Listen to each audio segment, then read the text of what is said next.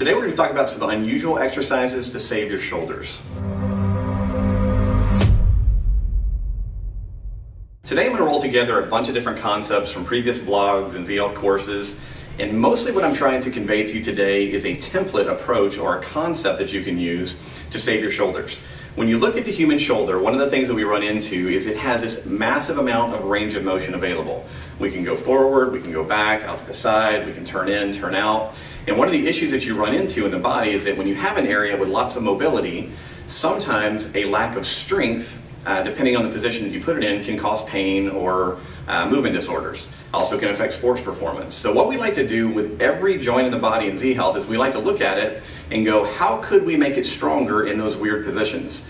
Because regardless of your level of mobility, one of the things that we're learning more and more about the brain is that if you're unable to control a range of motion, very often your brain will perceive that uncontrolled range as threatening, and you can start to develop some kind of pain or movement issues when you go into that range.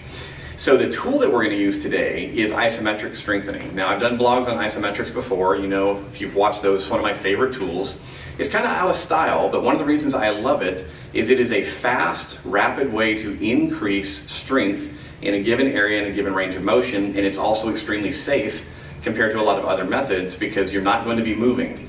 So what I want you to think about, you can just do this with me, we're going to think about our shoulder. So I want you to stand up. I want you to take your shoulder out in front of you, kind of in the most comfortable position that you can, and I want you to think first of having thumb up. All right, so position 1, thumb up. Position 2, thumb facing the midline. Position 3, thumb facing out from the midline. Position 4, thumb facing the ground. Now when you make those motions happen, I want you to do them again. I want you to focus on making them come from the shoulder and not the forearm. So thumb up, thumb to the midline, thumb to the outside, thumb to the ground, all creating rotation within the shoulder itself. So that's internal rotation, external rotation. And what we need to play with our shoulders is getting stronger in all these different positions because we can find ourselves in these unknowingly. So for instance, you're reaching in the back of the car, you're trying to grab a briefcase, all right? So you reach back, you're moving in this range of motion, you're going thumb down, you reach into this position, and then maybe you extend back a little bit, and very often people go, that's when I hurt my shoulder, or when I started to try and pull it forward. Because many things that we do in a traditional training environment don't really allow us to get into those strange positions and train there to be stronger, so that's usually where injury occurs. So what you're going to do is you're going to think about, all right, I want to train my shoulders in 4 different positions. Those positions again are position 1, thumb up, position 2, to the midline, position 3, thumb away from the midline, position 4, thumb to the ground. Now when you have that in mind, how do we apply isometrics? Isometrics are super simple. You're going to start off using something that you can put some force into. Now in this particular example, again I'm showing you a template approach. All that I'm going to do is think about pulling my arm across my body. I'm going to start in position 1. All right, position 1 is thumb up. I'm going to pull across my body fairly hard for 6 seconds, focusing on my shoulder. From there, I'll go to position 2. Relax briefly, and another 6-second pull. As I do that 6-second pull, I'm consistently trying to increase the tension I'm creating. I'll then go to position 3. So position 3 is what? That's thumb away from the midline. Again, in this position, nice hard pull. And what I'm trying to feel is how does it impact my shoulder differently? Each position of this little template is going to affect the muscle somewhat differently, and we need to be strong in each of these positions. Position 4 then, I'm going to go thumb down, and once again, do my 6-second pull. Now obviously, just working in one range of motion with the shoulder isn't going to be sufficient. So right now I'm working kind of a fairly comfortable midline position. I would then want to maybe step into more of a crossbody position and repeat that exercise. I then want to get into a full stretch position and go through my four primary positions, once again 6 seconds each. Now that's just in this horizontal plane. Now could I go up over my head and do the same thing? Of course I could. So for instance, let's say I'm working here and I'm focusing on pulling my arm forward.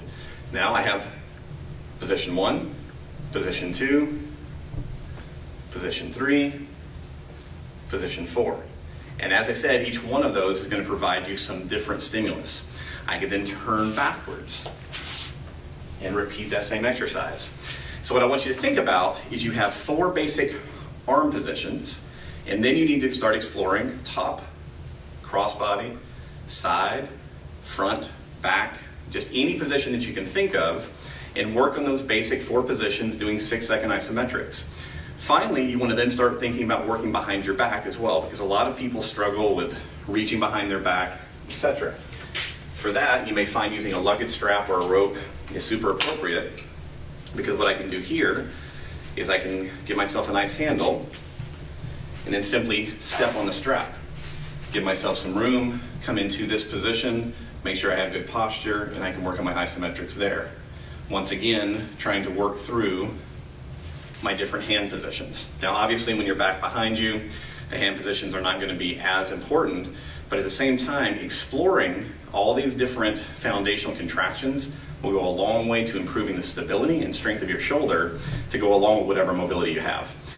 So to summarize our basic shoulder isometric drills that we were just going through, let's keep it super simple. Remember that we're going to have 4 different rotated positions. We have thumb up, thumb to the midline, thumb away, thumb down. That's going to be the most important piece of all this, is as you start exploring your isometrics, make sure that you're doing 6 seconds. Up, you can go higher than that, you can go up to 30, 60 seconds, but 6 seconds in the literature is the basics. So 6 seconds per arm rotation position. So that's going to be 4 reps in whatever arm position you're choosing. So that's 24 seconds. Now the reason that's important is what we know about getting an area stronger. We want to accumulate somewhere between 70 and 90 seconds of pretty intense work. So that means that if we were going, okay, this seems like a lot to explore, you want to think about 3 or 4 positions per training session. So for instance, let's say I have problems going up overhead. What I may choose to do is start off, do my 4 different rotation positions, 1, 2, 3, and 4 here. So that's 1 position, that's 24 seconds of work. I then may go up to my overhead position, pulling forward in my 4 positions, and then turn away from that, pulling backward in my 4 different hand positions. If I do that, I've now accumulated around 70, 80 seconds of work. I can call it a day. From there, obviously, in the Z-Health approach, we would be assessing to see how it's affecting your movement, affecting your pain, affecting your performance, so that you can identify the things that are most important to you. But for now, like I said, as you start incorporating this, don't go hog wild and spend 30 minutes just doing this. I would recommend aiming for 3 to 4 positions, different arm positions, going through the 4 different rotation positions as a starting point. So there's your basic summary. I hope you enjoy this. Make sure that you use a rope or something that doesn't have a lot of give in it. Bands can be okay, but they tend to shake quite a bit. And to increase the safety of this, I really prefer for you to use something with a little less give. So give these a shot. If you have any questions about them, please let me know. Otherwise, feel free to explore. This is not a 1 workout or 1 training session progression. This should take you months to actually start playing with the different potential factors. The side benefit in all this is your shoulders are going to feel great, much more stable, and if you have pain or movement issues, I think you'll find these tremendously helpful. Thanks.